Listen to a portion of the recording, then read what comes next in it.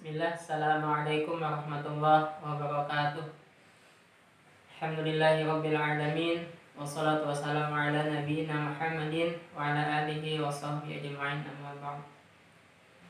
Subhanaka la ilma lana illa ma 'allamtana innaka antal alimul hakim wa la haula wa la quwata illa billahil aliyil azim. Ikhwah, kita tidak bosan-bosannya dan ini insyaallah menjadi sebuah kebanggaan dan kebahagiaan kita untuk kita memuji Allah dalam setiap waktu, setiap kesempatan, karena dengan itulah kita akan mendapatkan nikmat yang sempurna. Akan Allah tambahkan terus nikmatnya kepada kita jika kita memuji dan bersyukur atas segala yang Dia berikan kepada kita. Salawat dan salam selalu kita sampaikan kepada junjungan kita Rasulullah Muhammad SAW, teladan terbaik, seseorang yang sangat mencintai kita umatnya, dan kita pun sangat merindukan untuk bertemu dengannya di hari kiamat kelak di surganya Allah. Ikhwah, kita melanjutkan pembahasan surat At-Tin. Kemarin sudah sampai ayat yang kelima. Coba kita lanjutkan sampai habis pada kesempatan kali ini. Kita ulang kembali sedikit. Watini wa zaitun, demi buah tin dan buah zaitun. Waturi sinin, demi bukit Tur Sinai. Wahadzal baladil amin, dan demi negeri Mekah yang aman ini.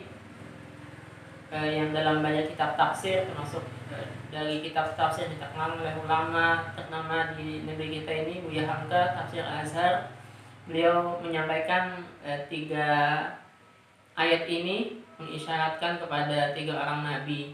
Nabi Isa ayat pertama, Nabi Musa, dan Rasulullah SAW di ayat yang ketiga. 3 orang nabi yang paling terkemuka, yang mendapatkan wahyu kitab tersendiri dari Allah, kitab samawi dari Allah. Laqad khalaqnal insana fi ahsani taqwim, sungguh telah kami ciptakan manusia dalam sebaik-baik kejadian, sebaik-baik bentuk. Yang sudah kita bahas kemarin, yang sudah kita kaji kemarin, bahwa sebaik-baik bentuk ini bukan cuma sekedar bentuk fisik, karena bentuk fisik ini indah, bentuk fisik ini bikin kita begitu cakepnya, tapi bukan itu pada hakikatnya. Karena kalau cuma sekedar bentuk fisik, ya itu tergantung siapa yang melihatnya. Kemudian kucing melihat jantan, melihat kucing betina ya cantik, tapi ketika melihat perempuan dari kalangan manusia ya biasa-biasa aja gitu ya. Jadi ahsan taqwim ini terutama adalah pada potensi yang Allah berikan kepada kita. Kita punya potensi ruhiyah, potensi akliyah, dan potensi jasadiyah, yang semuanya harus kita maksimalkan untuk kita tidak summaradadnahu asfalas safilin, agar kita tidak terjatuh, terjerumus, terjerembab ke tempat yang paling bawah. Bagaimana cara kita memaksimalkan potensi yang Allah berikan, yang kita sudah dijadikan dengan sebaik-baik bentuk kejadian, dengan kita diberikan nafsu, akal, hati, juga jasad kita yang begitu indah ini. Maka kembali ke 3 ayat yang di atas tadi itu juga adalah kembali kepada wahyu dari Allah. Kita harus mengikuti kitab yang Allah turunkan, kita harus mengikuti aturan yang sudah Allah tetapkan. Yang paling terutama adalah apa yang Allah sampaikan dalam Al-Quran dan As-Sunnah, seperti isyarat di wahadzal baladil amin. Nah, bagaimana kemudian implikasinya dalam kehidupan kita? Maka kita harus illal ladzina amanu wa 'amilus shalihati falahum ajrun ghairu mamnun. Agar kejadian kita yang sempurna ini tambah baik, tambah bagus, tambah indah, hingga kita kembali kepada Allah nantinya. Maka kita harus memaksimalkan kehidupan kita dengan keimanan dan amal soleh. 2 hal ini tidak boleh kita lepaskan. Bukan cuma sekedar kita memperbaiki hati kita, bukan cuma sekedar kita memperbaiki batin kita, tapi juga kita harus memperbaiki zahir kita, lahir kita juga harus kita perbaiki semuanya. Bukan cuma sekedar kita beramal di dalam, tapi juga kita beramal di luar. Bukan cuma sekedar kita percaya, tapi percaya kita itu harus teraplikasikan dalam kehidupan dengan amal soleh. Dengan iman dan amal soleh inilah, dengan keyakinan yang benar, sahihul dengan ibadah yang baik, salimul akidah, kemudian keluar dengan akhlak yang matinul khuluq, kemudian keluar lagi dengan amal-amal soleh yang lainnya, maka kita akan mendapatkan ahsanit taqwim dan tidak akan terjerumus ke dalam kehinaan, ke lembah yang paling dalam.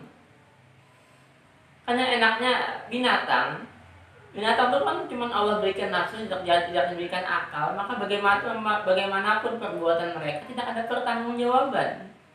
Sementara kita manusia ini, kita punya dua kemungkinan sangat naik tinggi ke atas, bahkan melebihi malaikat, dan kita punya kemungkinan untuk terjerembab ke lembah yang paling hina, yang paling bawah, bahkan lebih hina daripada binatang yang paling hina sekalipun.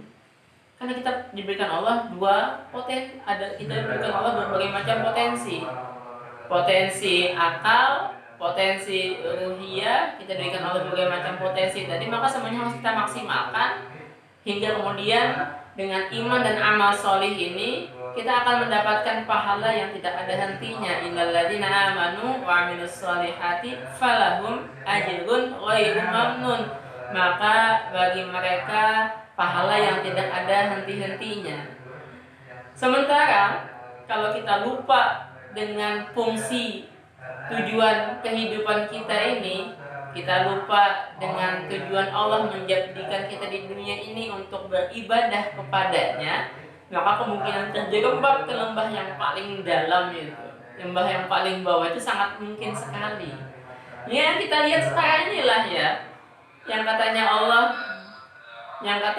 betapa banyak manusia tapi lebih sesat daripada binatang ternak bahkan.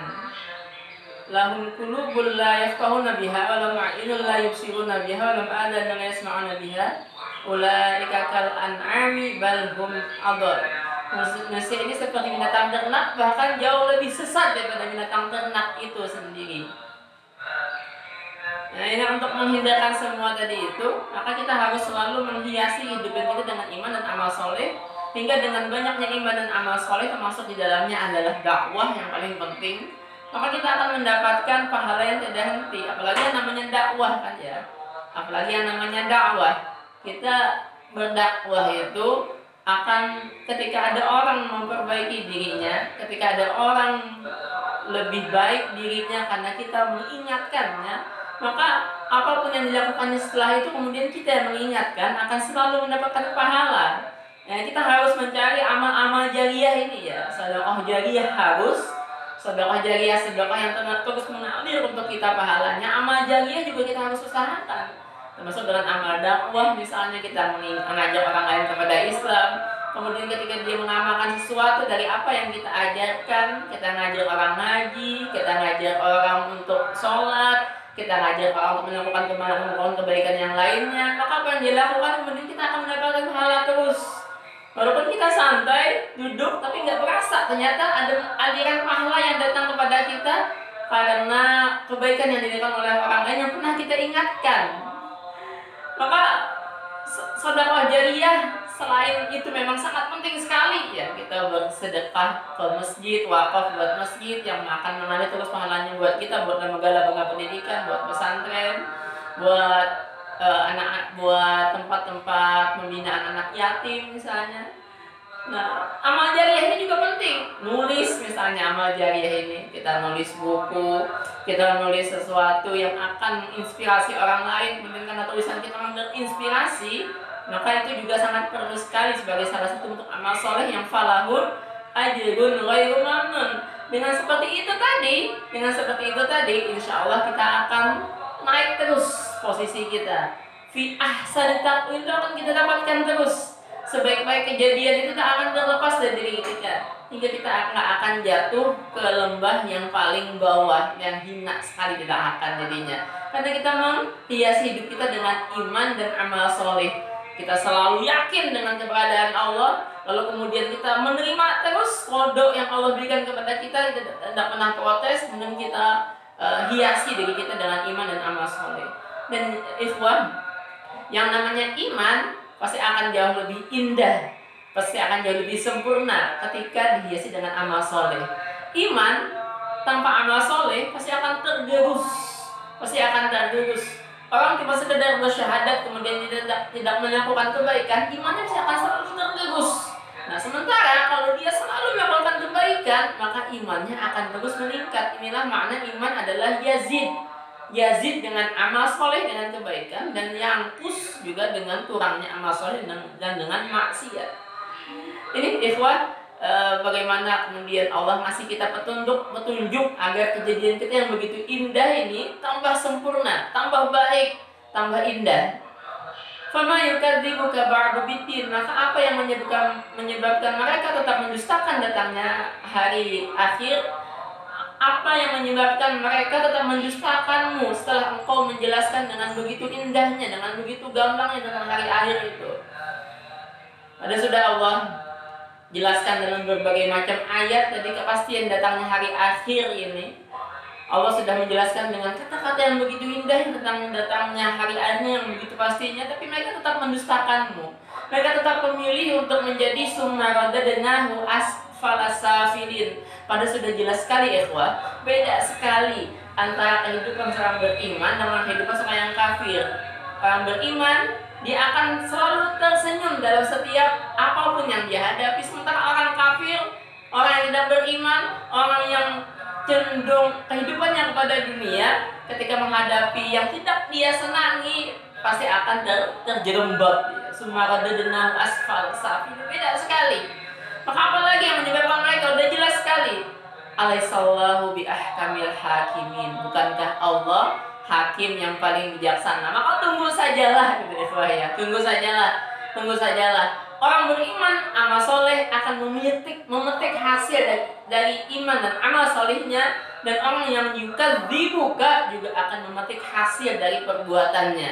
Allah tidak pernah menyalahi janjinya dan tidak pernah terlepas sedikit pun apa yang pernah dilakukan manusia. Selalu ada hitungan semuanya. Fama ya'mal misqala dzarratin khairan yarah. Karena Allah yang paling bijaksana. Walaupun kelihatannya pada hari ini mereka yang kafir, mereka yang musuh-musuh Islam, mereka yang menentang Islam, kehidupannya seolah-olah indah, kehidupannya seolah-olah sejahtera, kehidupannya seolah-olah begitu bahagianya terlihatnya. Padahal di dalamnya mereka mendapatkan siksaan karena mereka sudah masuk ke dalam summa radadnahu asfala safilin. Jangankan di akhirat nanti mereka mendapatkan siksaan, di dunia ini pun mereka sudah mendapatkan siksaan bertubi-tubi dalam perasaannya.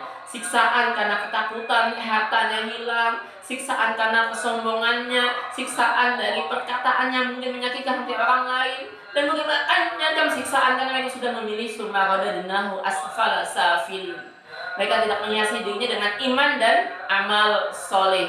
Maka Allah maha bijaksana. Yakinlah, kalaupun hari ini kita mendapatkan masalah, maka yakinlah seperti apa yang kita bahas di kemarin itu, fa inna ma'al usri yusra. Masalah, maka sebentar lagi, atau bahkan bebarengan masalah itu ada kemudahan, karena Allah alaihissallahu bi ahkamil hakimin. Bukankah Allah yang paling bijaksana? Maka setiap yang kita lakukan ada ganjaran, ada hitungan, ada pahala, dan semuanya akan dibalas oleh Allah. Di akhirat pasti, di dunia ini pun semuanya akan diganjar oleh Allah. Demikian ya ikhwah, semoga bermanfaat, dan ya Allah wa iyyakum ajma'in. Assalamualaikum warahmatullahi wabarakatuh.